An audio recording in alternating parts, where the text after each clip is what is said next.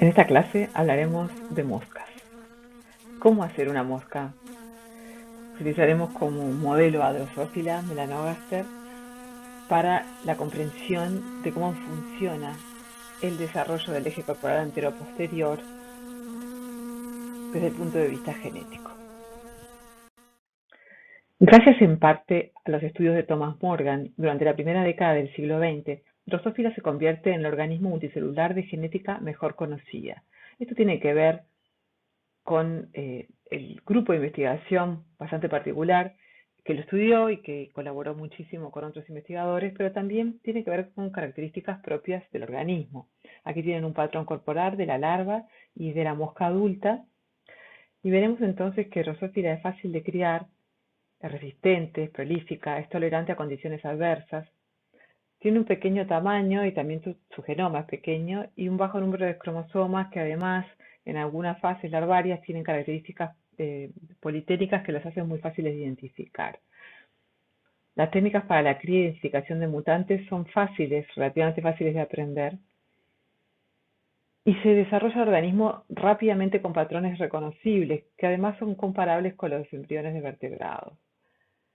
Aquí tenemos la comparación, por ejemplo, de la similitud con un embrión de vertebrado. Entonces, la mezcla de muchas técnicas desarrolladas en genética más una buena actitud de investigación hace que, a pesar de que desde el punto de vista embriológico la mosca no es un gran organismo para trabajar, con el advenimiento de la biología molecular se lograron descifrar muchísimos procesos genéticos del desarrollo en Drosophila. Veamos entonces el ciclo de vida de Drosophila melanogaster. El huevo fertilizado después del clivaje, que forma un blastódermo sincicial, y la gastrulación, formando un embrión segmentado que eclosiona como una larva de alimentación que pasa a través de dos mudas y eventualmente forma una pupa que se metamorfosea en una mosca adulta.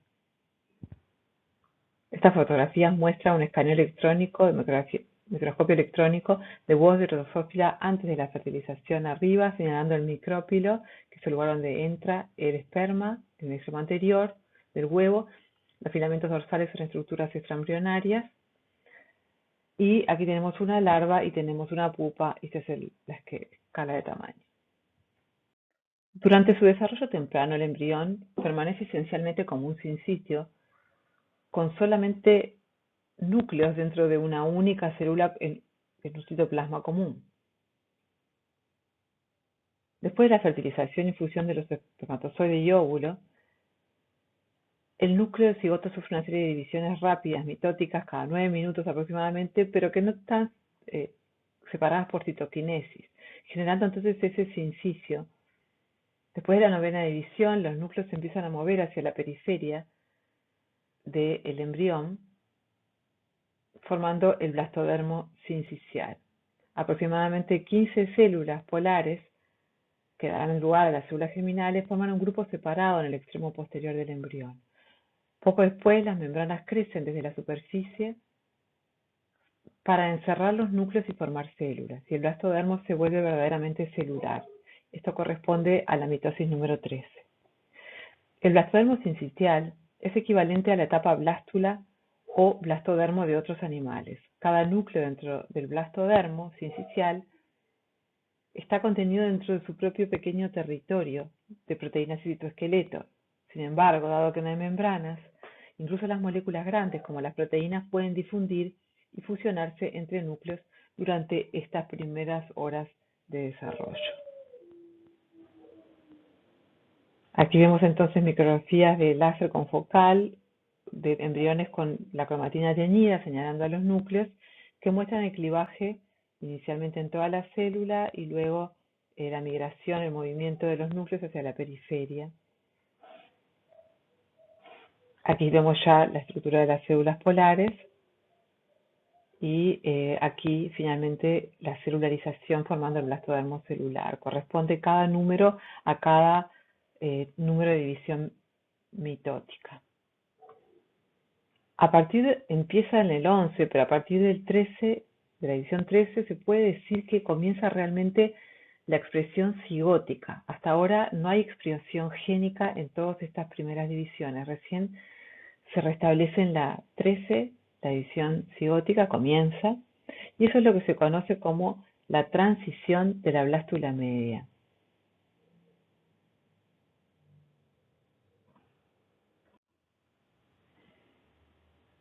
En esta etapa también las divisiones celulares se enlentecen y este cambio grande de empezar a sintetizar cosas a partir del genoma cigótico y empezar a cambiar el ritmo de divisiones celulares, o sea, la transición a la blástula media, es realmente el mismo fenómeno que se observa en numerosos filos de vertebrados e invertebrados. Es un evento bastante universal en el desarrollo. Los patrones del embrión de Drosophila son los mismos para los estadios larvarios y adultos. Cada uno tiene entonces dos ejes, un eje anteroposterior y un eje dorsoventral. ¿Sí? En el eje anteroposterior se diferencian estructuras de cabeza, tórax y abdomen, y también divisiones del cuerpo denominadas segmentos, 3 torácicos y 8 abdominales. Cada segmento de la mosca tiene su propia identidad. Por ejemplo, el primer segmento torácico tiene solo patas, el segundo tiene patas y alas, y el tercero tiene patas y halterios o balanzadores. A su vez, los segmentos torácicos y abdominales pueden tener algunas distinciones, como por ejemplo la propia cutícula. Pero ¿cómo se origina este patrón? Durante la década de los 90, los enfoques combinados de biología molecular y genética, así como la embriología, llevaron a un modelo detallado que describe cómo se genera este patrón segmentado a lo largo del eje anteroposterior y a la vez cómo cada segmento se diferencia de los otros. Dado lo bien descrito que está este modelo y las similitudes que tiene con el desarrollo y la generación de este eje en todos los organismos, es que decidimos que esta clase se centre en Drosophila melanogaster. El plan de desarrollo comienza en el ovocito. Los ejes del cuerpo se establecen desde la etapa de la gametogénesis femenina en el ovocito por distribución diferencial de ARN mensajero y proteínas maternas. Un huevo de Drosophila antes de la fertilización posee ARN mensajeros localizados en regiones específicas. Aquí se muestra el ARN de la proteína bicoid, del gen bicoid en el extremo anterior y en el posterior de Nanus. La traducción de los ARN mensajeros de estos genes que están localizados en regiones específicas produce un gradiente proteico dentro del embrión que permite que actúen como morfógenos.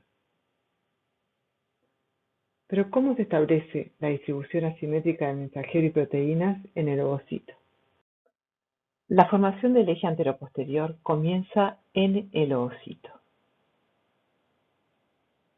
Cuando el ovocito se encuentra en la cámara del huevo, las interacciones entre las células nodrizas, las células foliculares y el ovocito van a determinar la polaridad. La polaridad anteroposterior del embrión, de la larva y del adulto tienen su origen justamente en la posición que tiene el ovocito dentro de las células foliculares del ovario. El primer signo visible de polarización anteroposterior durante la ovogénesis es el movimiento del ovocito hacia el extremo de la cámara del huevo, donde se pone en contacto con las células del folículo. Las células nodrizas del ovario depositan ARN mensajeros en el ovocito en desarrollo y estos ARN mensajeros son distribuidos en regiones diferentes del ovocito en función de interacciones específicas con las células foliculares. El epitelio folicular, inicialmente uniforme, comienza entonces a diferenciarse en función de señales enviadas por el ovocito. Y el ovocito va a inducir a las células foliculares que están en contacto con él a adoptar un destino posterior, mientras que las células del folículo en el otro extremo de la cámara del huevo, que no están en contacto con el ovocito, no se ven afectadas y se convierten en las células foliculares anteriores. La señal inductiva del ovocito que transmite la posteriorización al epitelio folicular es transmitida por una proteína conocida como Burken, señalada aquí en verde. El ARN mensajero de Burken es sintetizado y secretado por las células nodrizas y es transportado al ovocito, donde se ubica en el extremo posterior, en la región entre el núcleo y el citoplasma, contacto con las células foliculares.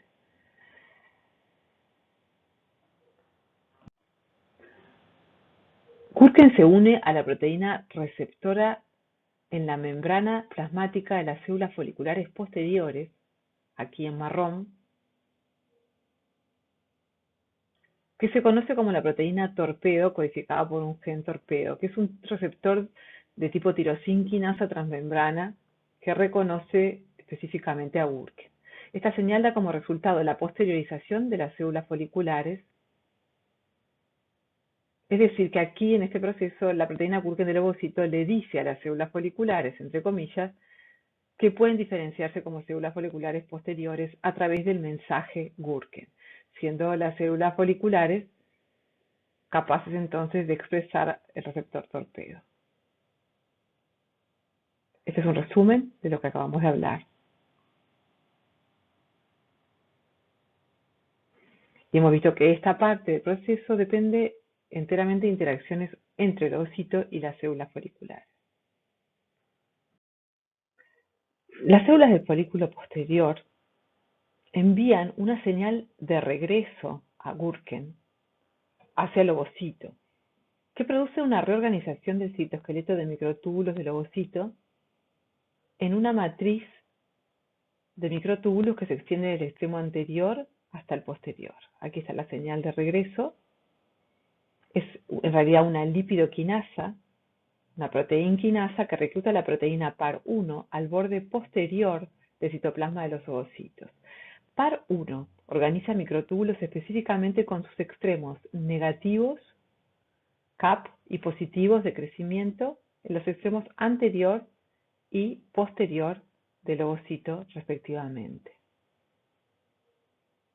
Aquí entonces, con los microtúbulos posicionados, vemos que dos ARN mensajeros, el ARN mensajero de Bicoid y de Oscar, que habían sido depositados por las células nodrizas en el ovocito, comienzan entonces a moverse a través de proteínas motoras. Bicoid se une a una dineína dirigida a menos y mueve entonces para el extremo anterior del huevo, mientras que Oscar se convierte en un complejo con la quinesina 1, una motora tipo más, dirigida más, que la mueve hacia los extremos de crecimiento de los microtubos en la región posterior, donde la proteína Oscar se podrá unir a el ARN mensajero de nanos.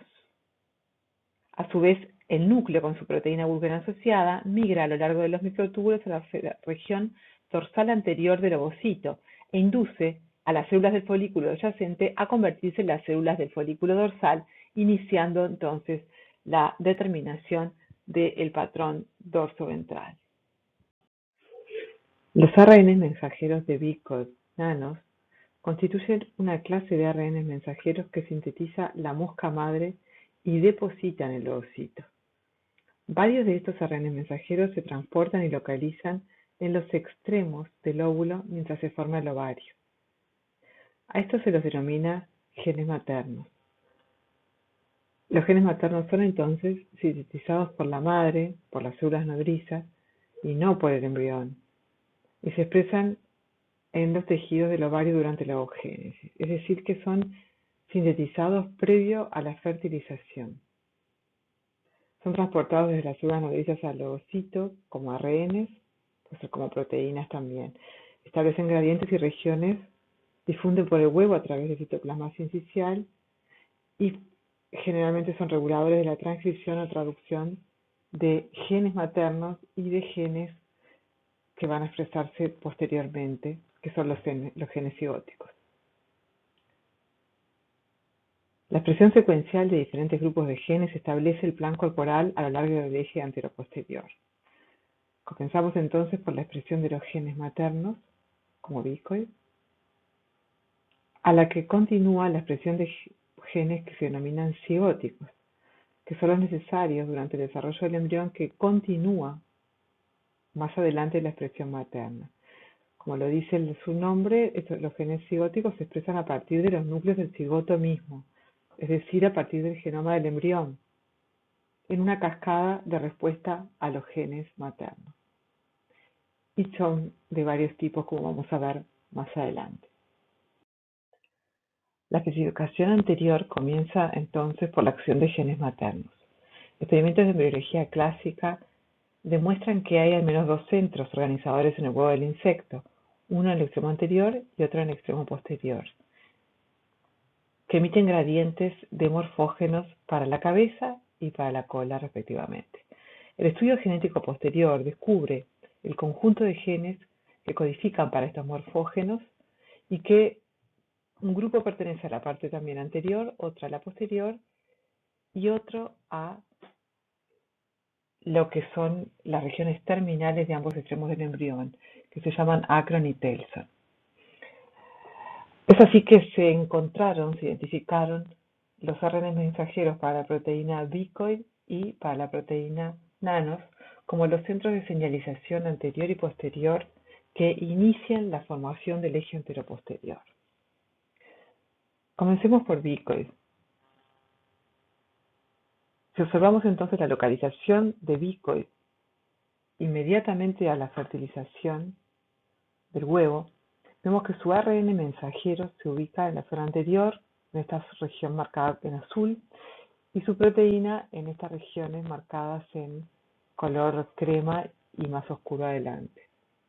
La primera imagen del ARN mensajero se consigue por un experimento de hibridación in totu utilizando una sonda de cDNA complementaria a una parte de la secuencia de gen bicoid que hibrida con el ARN mensajero donde está expresado el transcripto del gen bicoid.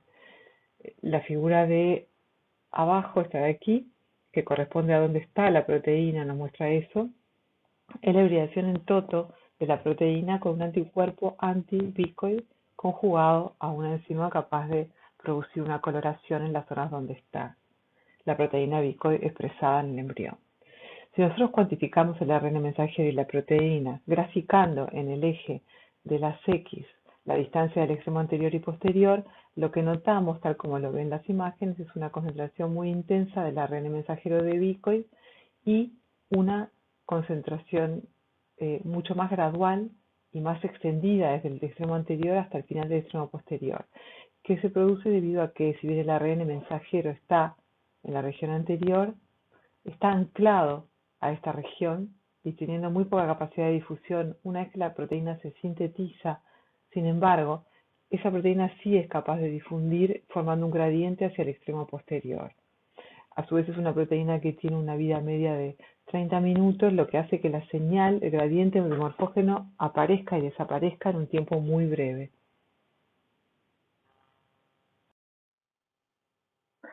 ¿Qué ocurre entonces cuando una hembra es deficiente en el gen bicoid? En el desarrollo normal para moscas salvajes, lo que ocurre va a ser entonces la estructuración de acron, cabeza, tórax, abdomen y telson en estas regiones. En las hembras carentes de bicoid, los embriones que se desarrollan pierden estas tres estructuras anteriores, generando un telson en la parte anterior, por lo tanto se genera un embrión como simétrico de los dos lados. Si eso lo vemos en una imagen de un embrión real, este es el embrión salvaje. Aquí tenemos bien diferenciada la estructura anterior de la acron y cabeza del telson, que presenta lo que son las placas anales. Y cuando nosotros, este embrión surge de una madre sin bicoid, lo que vemos entonces es las placas anales en la parte anterior, la pérdida de varios segmentos y la ampliación de la zona abdominal. Esto nos indica que el gen bicoid codifica para un morfógeno responsable de las estructuras de la cabeza. Bien. Cuando los embriones que carecen de bicoid se les inyecta bicoid, veamos lo que ocurre. Aquí tenemos entonces estos dos embriones, estos dos experimentos, son embriones sin bicoid que se les inyecta en la parte anterior, tal cual lo que sería su expresión natural, y esa expresión hace que entonces los embriones recuperen la regionalización de la cabeza y las regiones anteriores, como si fuera un embrión normal. Se recupera por completo el fenotipo normal. Cuando la inyección se realiza en el medio del embrión, lo que ocurre es que en la región de inyección se regionaliza una zona cefálica que a ambos lados además determina una regionalización torácica y incluso un tercio en lo que era la parte anterior, de modo que esto es una mutación que produce un embrión con un cambio en las regiones del eje antero-posterior. Si a un embrión normal que expresa normalmente desde su madre bicoid en la región anterior se le inyecta además bicoid en la región posterior, lo que se va a producir es un embrión de dos cabezas que tiene además regiones de acrons en los extremos, cabeza y tórax, y un pequeño abdomen. Esto confirma entonces la observación de los experimentos previos de que el gen bicoid es capaz de inducir la regionalización del extremo anterior, es decir, que es responsable de establecer los patrones para las estructuras anteriores en el embrión. En los últimos años de la década de los 80, dos laboratorios de manera independiente demuestran que bicoid actúa como un factor de transcripción, activando la expresión del gen conocido como hunchback o jorobado por el fenotipo del mutante producido cuando se pierde su expresión. El ARN mensajero del gen hunchback se encuentra también en la región anterior del embrión. Bicoid promueve la transcripción del gen hunchback cigótico. Hay ARN mensajero materno también en el embrión distribuido homogéneamente previo a la fertilización, pero la acción de bicoid es sobre la transcripción cigótica.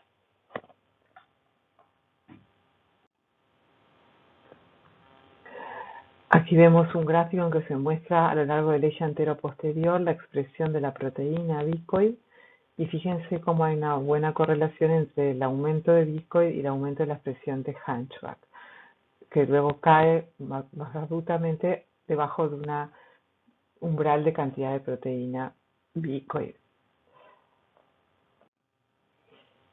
Los mutantes deficientes de la proteína hunchback materna y cigótica carecen de partes de la boca y de las estructuras del tórax.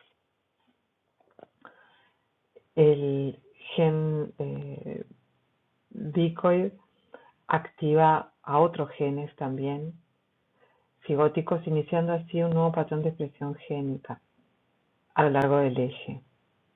O sea, bicoid es efectivamente un gen materno clave para el desarrollo, sobre todo en lo que refiere al extremo anterior durante la ovogénesis.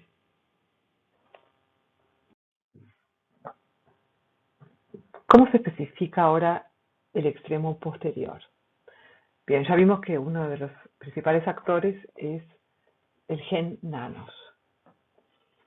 Es verdad que el patrón posterior está controlado por los gradientes de proteínas nanos y caudal.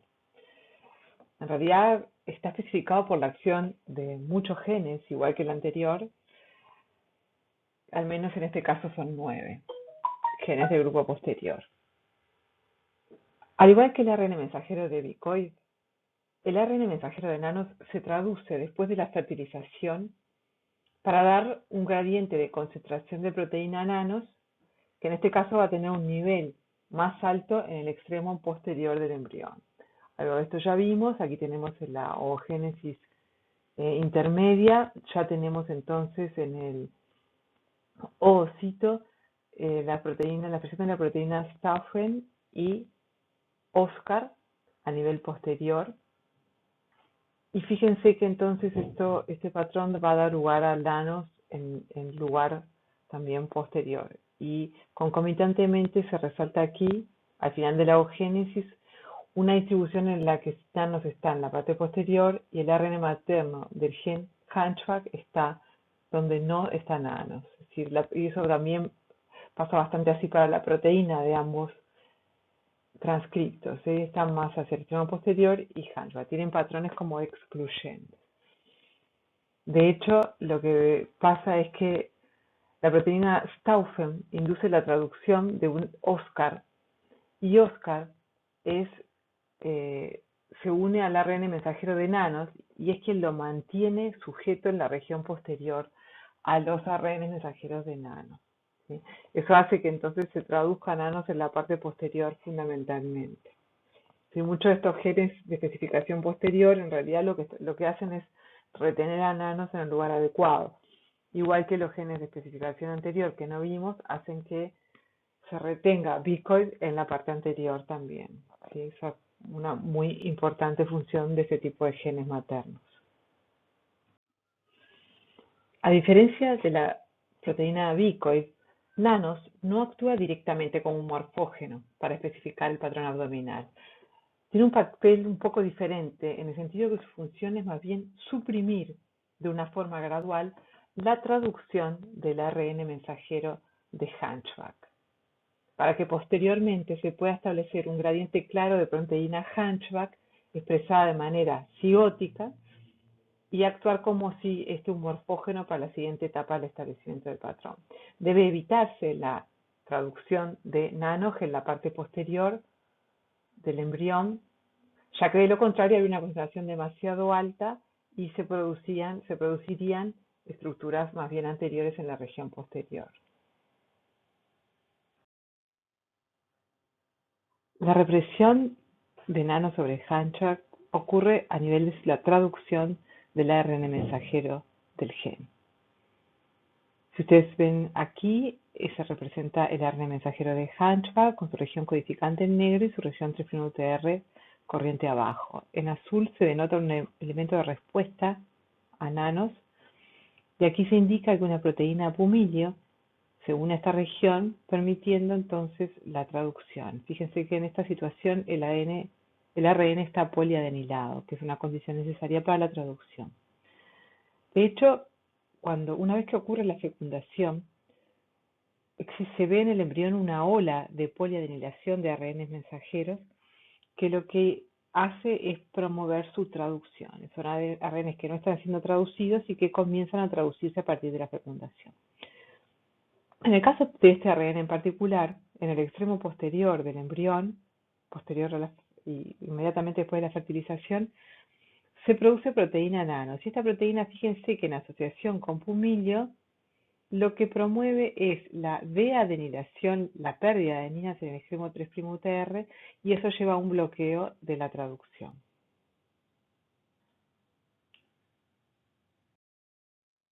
A diferencia de la proteína bicoide, sin embargo, la proteína nanos no actúa directamente como un morfógeno para especificar el patrón abdominal.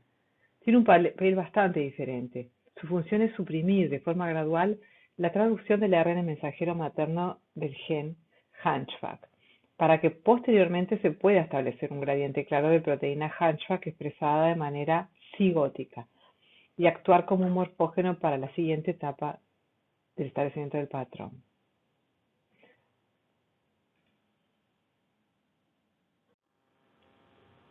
Así como las mutaciones en el gen bicoid producen larvas en las cuales las regiones de la cabeza y el tórax no se desarrollan normalmente, las mutaciones de los genes del grupo posterior, como nano, producen larvas en las cuales el desarrollo abdominal es lo anormal. Estos embriones mutantes son más cortos de lo normal porque no hay abdomen. Aquí tenemos, por ejemplo, el aspecto entonces de un embrión que ha perdido la expresión de nanos, que es materno obviamente, y se ve la pérdida de la región abdominal. Y fíjense que fenotípicamente también hay una estructura mucho más pequeña y más anómala. En la figura se muestra también cómo se modifican los patrones de expresión de dos genes GAP que están bajo el control de nanos, que son el gen NIRP y CHEAN, que se expresan luego. Y bueno, vamos a ver más adelante por qué. esto ocurre. Por último, en la especificación del extremo posterior participa también la proteína bicoid. Al igual que Hunchback, el ARN materno de bicoid se distribuye inicialmente uniformemente en el huevo. Aquí lo tenemos marcado en amarillo la expresión de caudal y en rojo la expresión de bicoid. Luego entonces de la fecundación se va a establecer un gradiente posterior anterior de la proteína caudal mediante la inhibición de la síntesis de la proteína caudal por bicoid. Es decir, que donde bicoid empieza a producirse como proteína va a reprimir la traducción en el ribosoma de la proteína caudal. Por ende van a tener patrones de expresión excluyente. Donde hay bicoid no va a haber caudal. La proteína caudal es decisiva en la especificación de los dominios de la región posterior del embrión y activa los genes responsables de la invaginación del intestino posterior. Bicoid reconoce la región 3' UTR sin traducir del mensajero de caudal, evitando su traducción, en donde es en el sector anterior. Las mutaciones en el gen caudal provocan un desarrollo anormal de los segmentos abdominales. Vemos así que bicoid, además de ser un activador de la transcripción de genes como Hunchback, es también un represor de la transducción, en este caso de caudal, al igual que funciona Nanos para Hunchback. En la mitad posterior del embrión, el gradiente de caudal también activa una serie de genes cigóticos, incluidos los genes que vimos NIRPS y Giant. En esta tabla se presentan los grupos de genes que establecen el eje anteroposterior, la polaridad anteroposterior de drosófila. Fíjense que están clasificados como el grupo anterior, el grupo posterior y el grupo terminal, del cual no hablamos, pero pueden leerlo en los libros recomendados. ¿Sí? Vimos además algunos de los ejemplos, pero sepan que, como ya dijimos, hay bastantes más y se han determinado a partir de la identificación de mutantes y después, posteriormente, de la determinación de su función molecular, a nivel molecular. Creo que en este momento prácticamente saben cómo hacer el eje anteroposterior de una mosca. A modo de resumen, digamos entonces que al finalizar la ovogénesis, el mensaje de bicoid se ancla en la parte anterior, el extremo anterior del ovocito, y el mensaje de nanos se ubica en el extremo posterior. Estos dos ARN mensajeros están inactivos hasta la ovulación y la fertilización, momento en el cual se traducen. Aquí tenemos entonces a Hunchback y a caudal distribuidos en forma homogénea en este momento en el ovocito. Dado de que los productos proteicos de nanos y de bicoid no están unidos al citoesqueleto, una vez que se traducen después de la fertilización, se difunden desde los extremos hacia las regiones intermedias en un gradiente decreciente hacia el extremo opuesto. Esto va a hacer que los ARNs mensajeros maternos de Hunchback y de caudal, que son críticos para modelar el extremo anterior y posterior del plan corporal respectivamente, disminuyan su traducción. Hunchback reprimido por nanos y caudal reprimido por bicoid. Entonces, el resultado es que tenemos 4 gradientes distintos, uno de bicoid, otro de Hunchback, otro de nanos y otro de caudal. Estos dos posterior-anterior y estos anterior-posterior. Si esto vemos en un diagrama de interacciones, podemos decir entonces que el ARN mensajero de bicoid, con el trabajo conjunto con unas cuantas proteínas maternas más, generan a la proteína bicoid localizada en el extremo anterior, en un gradiente hacia abajo. Esta proteína reprime la traducción de caudal. Y lo mismo ocurre para nanos, también en ayuda de otros genes maternos, para que nanos pueda reprimir a Hunchback. Ese sería entonces el modelo de generación del extremo anterior posterior por genes maternos en el embrión de Drosophila. En la clase previa vimos qué hace la mosca madre por el desarrollo del eje anteroposterior de su hijo. Veamos ahora qué es lo que el cigoto aporta a su propio desarrollo.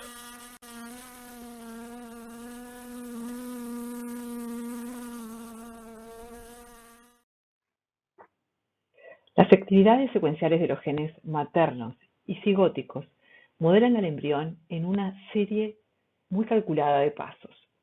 Primero se establecen diferencias entre regiones amplias y luego se refinan estas diferencias para producir un mayor número de dominios de desarrollo más pequeños, caracterizados por un perfil único de actividad de genes cigóticos. Los genes del desarrollo actúan en una secuencia temporal estricta. Forman una jerarquía de actividades génicas en la que la acción de un conjunto de genes es esencial para que se active otro conjunto de genes y, por lo tanto, para que ocurra la siguiente etapa del desarrollo.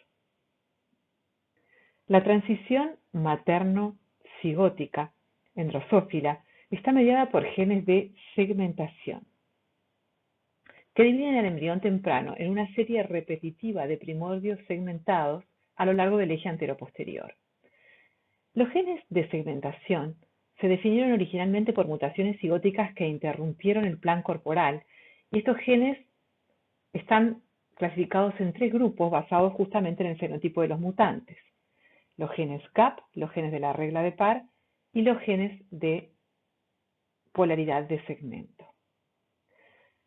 Los primeros genes regulados por los efectores maternos son expresados en dominios extensos, denominados que ocupan aproximadamente 3 segmentos y que se expresan con cierta superposición.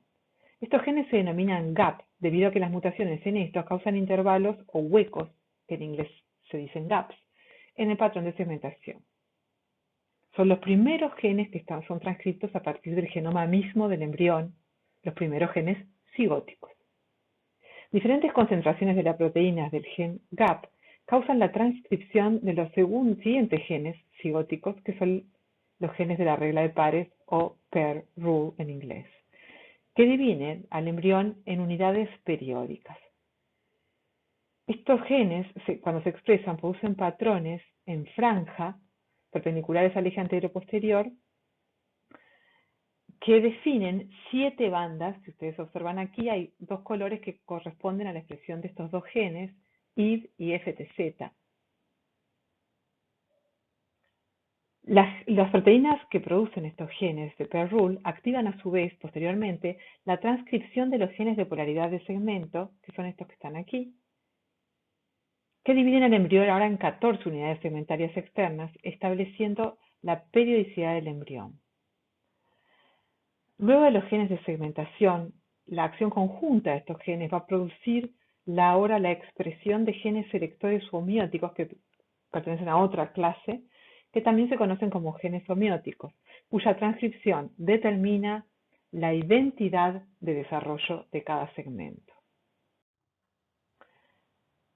El compromiso del destino celular en Drosófila parece entonces tener 2 grandes pasos: el de especificación a partir de la madre y el de determinación que ocurre en el cigoto. Al principio del desarrollo de la mosca, el destino de una célula depende de las señales proporcionadas por gradientes de proteínas. Esta especificación del destino celular flexible puede ser alterada en respuesta a las señales de otras células. Eventualmente, sin embargo, las células experimentan una transición que las compromete o las determina en forma irreversible hacia un destino celular intrínseco de la célula.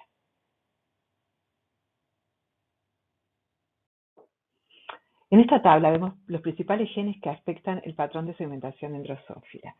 Fíjense que se colocan aquí las categorías distintas que hablamos y los nombres de los genes, algunos de los cuales vamos a ver un poco más en detalle.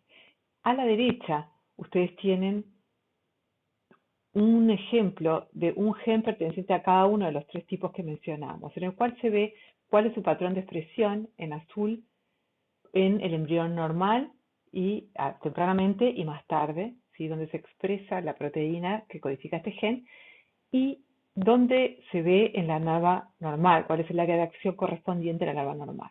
Cuando nosotros disrumpimos este gen en un mutante, lo que obtenemos es una larva mucho más pequeña que ha perdido toda la región donde se expresa este gen. Esto es un gen de los genes GAP que se expresan en una amplia región en el eje antero-posterior. Los genes de pair rule o regla de pares, fíjense que como vimos se expresan en bandas, alrededor de 7 bandas en el eje antero-posterior, ¿sí? Y aquí tenemos cómo se expresa más tarde y en la larva normal más adelante. El mutante tiene una pérdida de un segmento intercalado de cada dos. Esos son los de las reglas de pares. Por último, los mutantes en genes de polaridad de segmento, como en Grail, en el ejemplo, se expresan en 14 bandas distintas, como vimos. Aquí lo vemos entonces en el embrión más tardío y en la larva.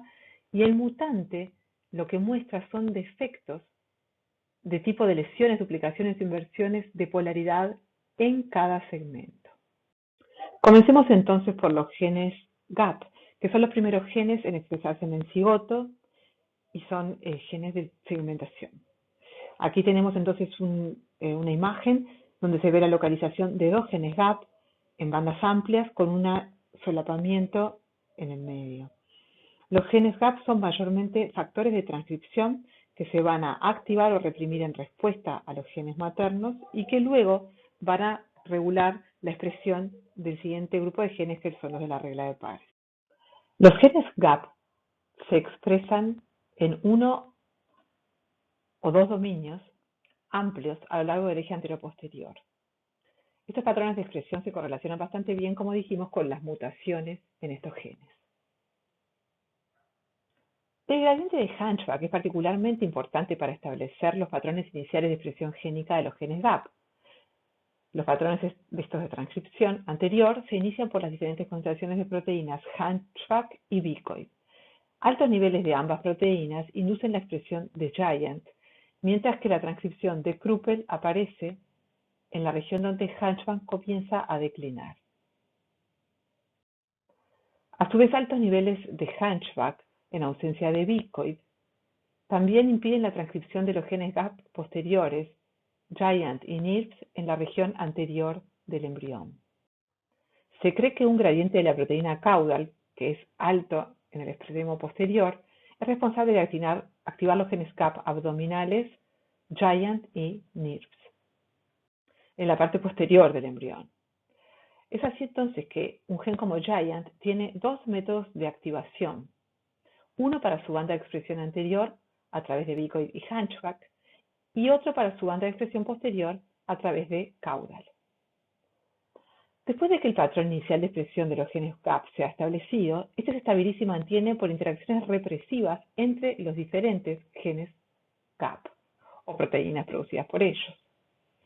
Esto se facilita porque están dentro de un sinsitio en este momento los núcleos. Se cree que las inhibiciones entre los genes GAP se dan por una regulación directa transcripcional, ya que ellos son factores de transcripción. Aquí vemos un esquema en el que se pueden ver con más tiempo y más detalle los diferentes tipos de interacciones de los que hablamos, aquí en flechas las positivas y en barritas las negativas entre los genes maternos y los genes cigóticos. Observemos estos fenómenos de un modo distinto. El gradiente posterior de Bicoid y caudal regula la expresión de NIRPS, jorobado, Kruppel y Giant. El gen sin cola o tailless previene estas rutas de diseño en los extremos posterior y anterior del embrión. Los tres interruptores de palanca activados a lo largo del eje anteroposterior para establecer los dominios de GAP se representan aquí. Aquí la inhibición mutua entre NIRPS y jorobado posicionan el dominio de la proteína NIRPS alrededor de un 60 a 80% del largo del eje anteroposterior. Jorobado inhibe la expresión del gen Kruppel a altas concentraciones, pero las promueve a concentraciones intermedias. Kruppel y Giant se inhiben mutuamente la síntesis de uno al otro y por eso se observan en patrones también excluyentes en el embrión. Los productos proteicos de los genes GAP interactúan con las proteínas de los genes GAP vecinos para activar la transcripción de los siguientes genes en esta cascada, que son los genes de la regla de Parr. Los productos de los mismos, como dijimos, subdividen en regiones intercaladas, una prendida y otra apagada, como se muestra para estos dos genes, en forma alternada. En esta hibridización in situ para los genes Evans-Kippt y Fujitaratsu se observa exactamente ese patrón de 7 bandas con intercalaciones de ausencia de señal.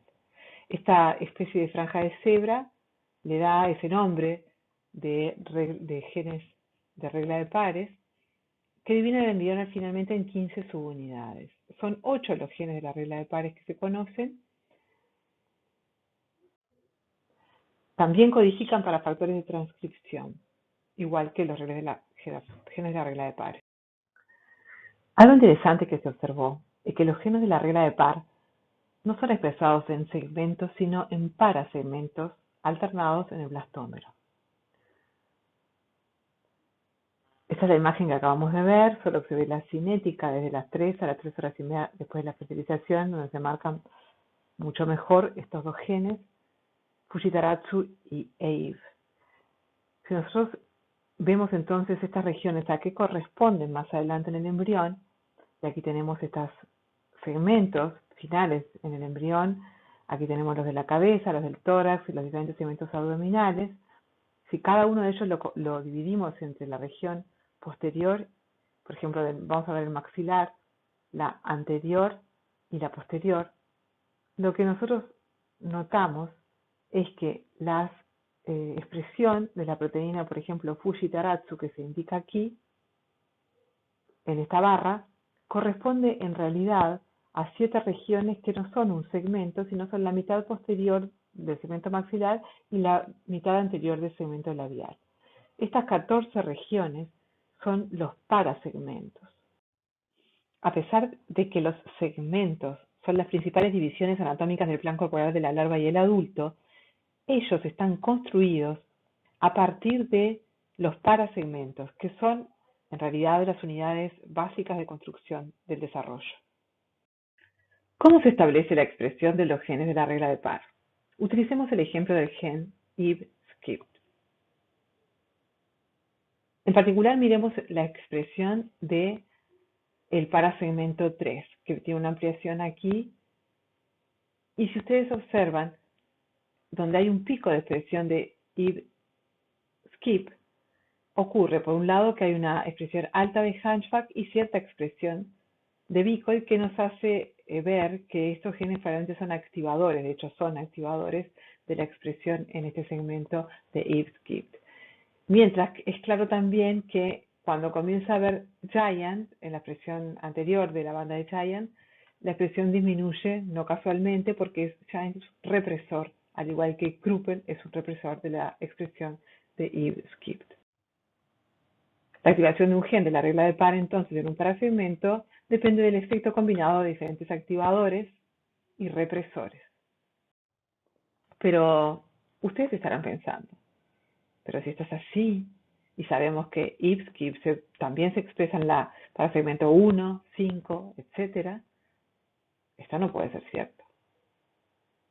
O esto no es la regla universal. Y esa es la respuesta.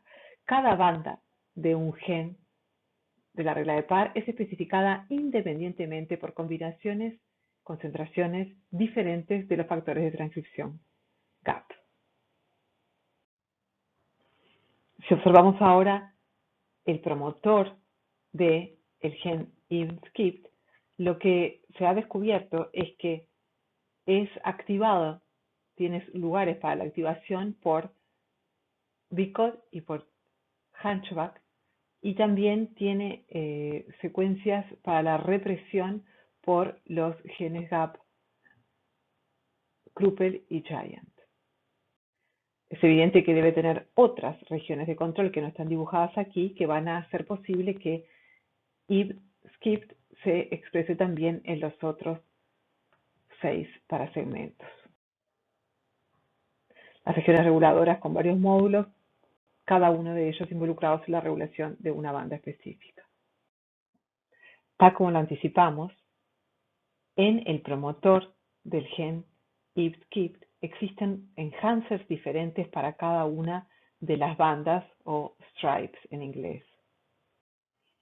Si realizamos un ensayo de genes reporteros donde se coloca el enhancer que tiene para la banda 1 y 5 del promotor delante del gen de la beta-galactosidasa y esta construcción se introduce por inyección en ovocitos de la mosca, cuando los embriones son teñidos para ver la presencia de la proteína IB-SCIPT endógena en naranja y la proteína codificada, la beta-galactosidasa codificada por el gen LAC-Z en color azul oscuro. Lo que observamos es que si se clona solamente el enhancer para el stripe 1 o la banda 1, la tinción se ubica en la 1, que si se coloca solo el de la 5, se produce la banda 5, y cuando se colocan juntos en la construcción, se tiñen las dos bandas, se expresa la construcción en ambos. Si este mismo experimento se realiza ahora en un embrión deficiente en el gen Giant, lo que se observa es un engrosamiento muy grande de la banda 5 por la pérdida de lo que sería el borde posterior de la banda que está ausente. Es decir, que Giant en esta banda evidentemente está reprimiendo la expansión de la expresión a nivel posterior. Este experimento entonces refuerza el hecho de que cada banda del gen de la regla de pares es regulada de un modo diferente. Finalmente, llegamos a los genes de polaridad de segmento. Les aclaro que esto no está bien. Estos se llaman genes de polaridad y no de segmentación, como lo dice aquí. Estos genes son responsables del mantenimiento de ciertas estructuras repetidas dentro de cada segmento. Las mutaciones en los genes de polaridad de segmento hacen que una porción de cada segmento sea eliminada y sea reemplazada por una estructura en espejo de otra porción del segmento. Otra cosa fundamental de recordar aquí es que estamos hablando ahora de un embrión celularizado. Por lo tanto, aquí las señales de polaridad de segmento ya son señales que deben ser transmitidas de una célula a otra, requieren entonces de una interacción entre células.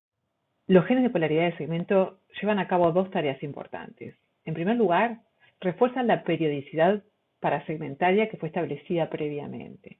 En segundo lugar, a través de esta señalización célula-célula, establecen los destinos celulares dentro de cada parasegmento. Los genes de polaridad de segmento formarán entonces 14 bandas. Son activados por los genes de regla de pares y constituyen proteínas de las vías de transducción de señales de Wingles y Hedgehog en honor a sus mutantes. Nuevamente importa la distinción entre segmentos y parasegmentos. Ya vimos a los parasegmentos definidos por la expresión de los genes de la regla de par aquí en forma alternada, como está la expresión de IB-SCIPT. Y vemos que los segmentos que se van luego a definir, gracias ahora a los genes de polaridad, están compuestos cada segmento por la región posterior y la región anterior de parasegmentos consecutivos. Observen que la expresión de un gen de polaridad engrailed ocurre específicamente en la región anterior de los parasegmentos. Por lo tanto, al momento que se forma el segmento, se limita el segmento, engrailed va a seguir, pero ahora formando parte de lo que se denomina la parte posterior del segmento, que en realidad por regionalización es lo mismo, pero estructuralmente se llaman diferentes. Para ver cómo funciona la especificación de la expresión de los genes de polaridad de segmento, veamos el ejemplo de engrailed y Wingles. De hecho, el gen engrailed tiene un papel clave en la segmentación. Y a diferencia de la regla de pares y de los genes GAP, cuyas actividades son transitorias,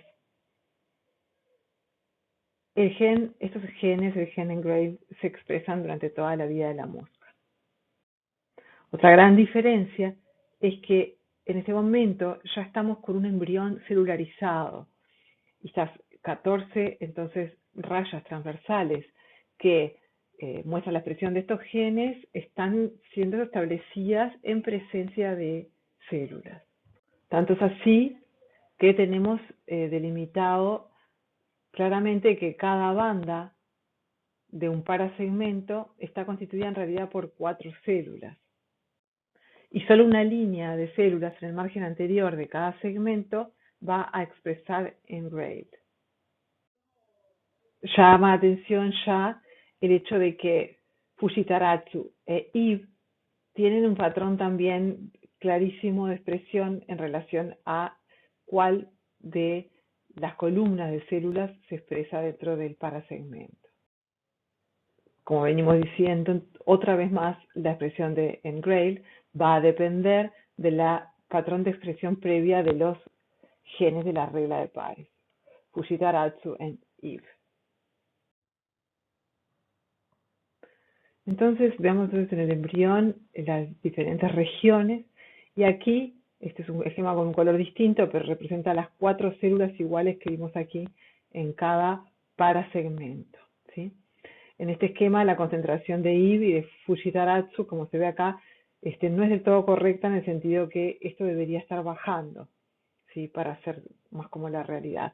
Pero bueno, el esquema trata de mostrar de que en esta región hay más concentración y en esta desaparece, en esta línea de células, la concentración de ambos.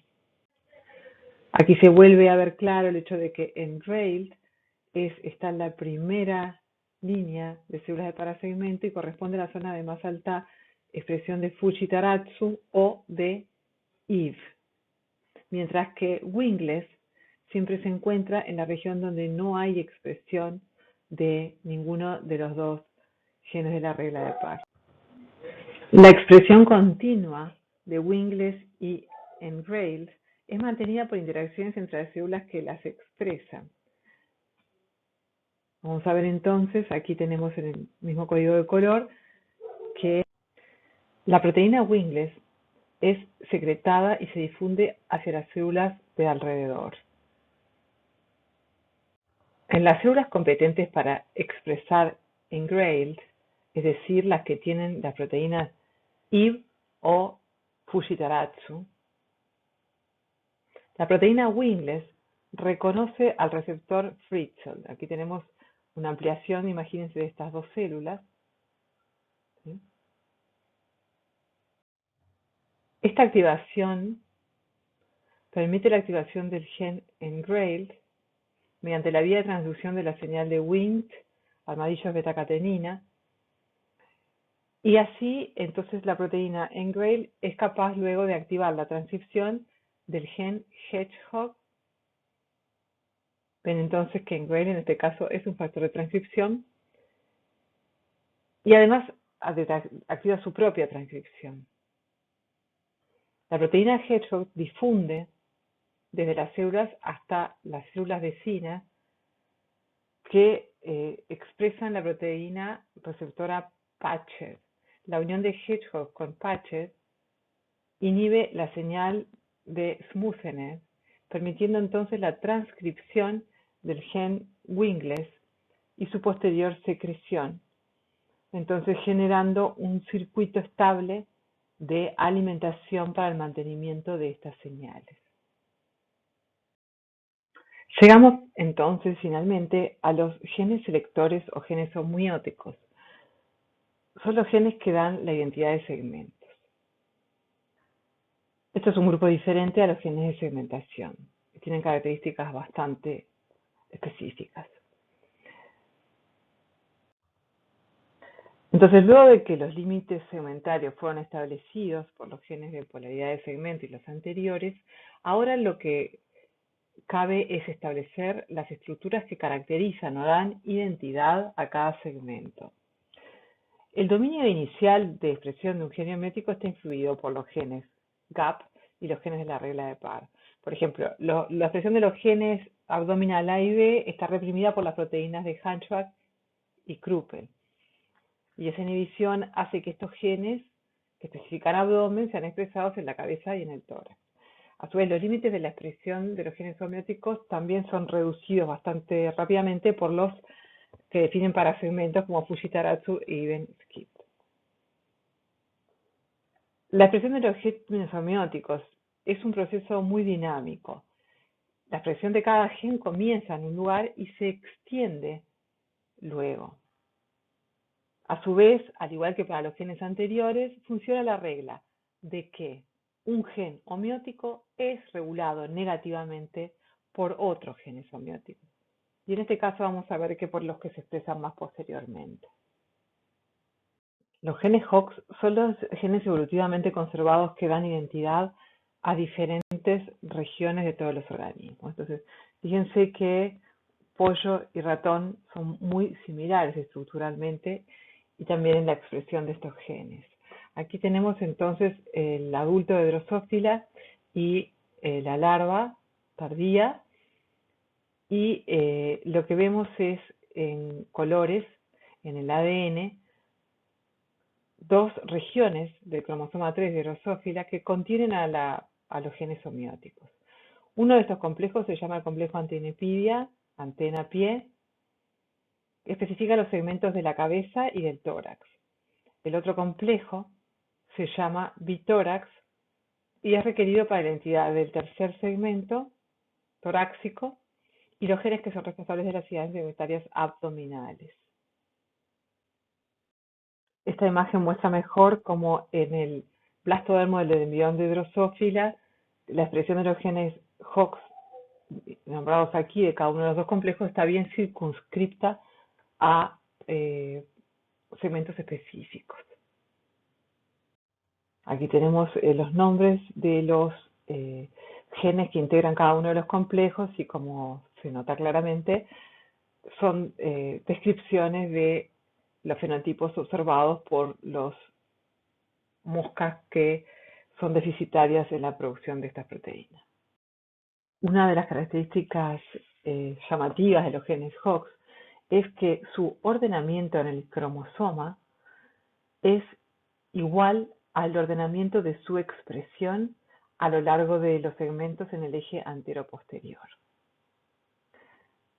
El extremo 3' del cromosoma está orientado hacia los genes anteriores y el 5' a los posteriores, manteniendo la orden o la colinearidad en la expresión.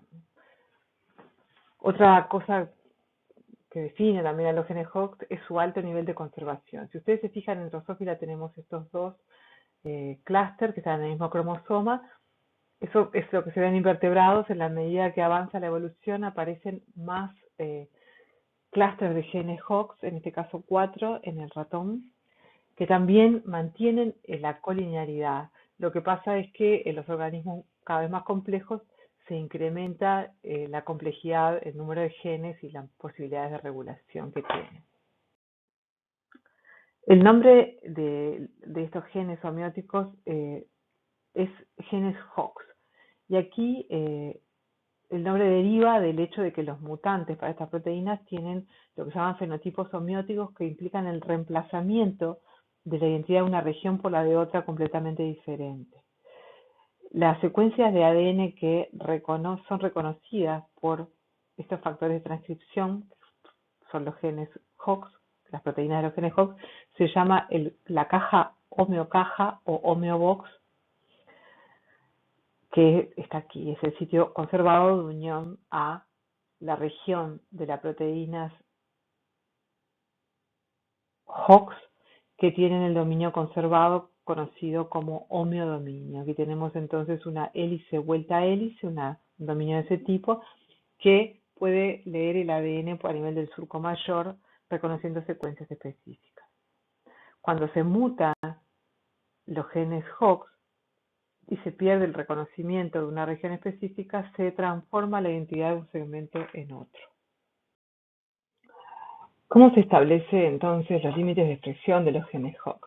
Si nosotros miramos en los parasegmentos del embrión de Drosophila tardío la expresión de los genes Hox, vemos que si bien se expresan Cada vez más posteriormente, desde la parte anterior hasta la parte posterior, existen regiones donde hay solapamiento y algunos genes tienen grandes regiones de solapamiento a nivel del ARN mensajero transcripto. Cuando miramos el nivel de proteína en el mismo momento del desarrollo de cada uno de estos genes, vemos que ahora sí, fíjense, entre estos dos genes se delimitó mucho mejor la expresión, dejándose lugares prácticamente sin solapamiento ninguno. Entonces esto implica que la regulación del límite es una regulación compleja que va a involucrar no solo la síntesis de ARN mensajero, sino un gran control a nivel post-transcripcional. Independientemente de los mecanismos que consiguen este control, el límite anterior se fija como una combinación específica de los genes GAP y de la regla de par, que en algunos casos también de los genes maternos, que definen el límite anterior. Por ejemplo, el gen abdominal A no puede expresarse en la región anterior porque es reprimido por Hunchback. ¿Sí? El límite posterior es delimitado más que nada por las propias proteínas Hox, que se regulan negativamente entre ellas. Y como son factores de transcripción, como vamos a ver, actúan fuertemente a nivel de la inhibición de la transcripción. Cada gen Hox tiene regiones reguladoras, enhancer, para otros genes Hox que podrán ser entonces reconocidas en el ADN para regular, para inhibir la transcripción. La regla es que los genes que se expresan en la región posterior inhiben la transcripción de los genes Hox más anteriores. A diferencia de los genes GAP, el patrón de expresión de los genes Hox, una vez que está establecido, se mantiene. Y eso ocurre gracias a la expresión de las proteínas represoras Polycomb que fijan el estado de la cromatina. Si recuerdan, tenemos entonces genes Hox, los que no se tienen que expresar en la región, nada, van a estar entonces asociados a histonas modificadas, también a ADN modificado por metilación, y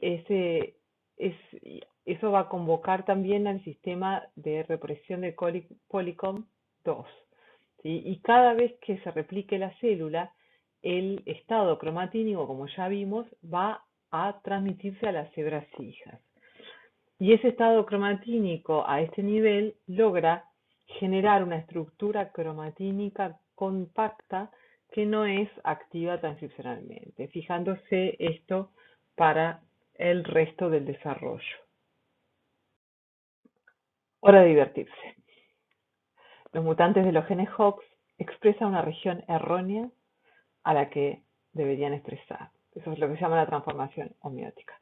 Vean entonces una mosca que tiene 2 pares de alas en vez de 1, o una mosca que tiene patas en vez de antenas.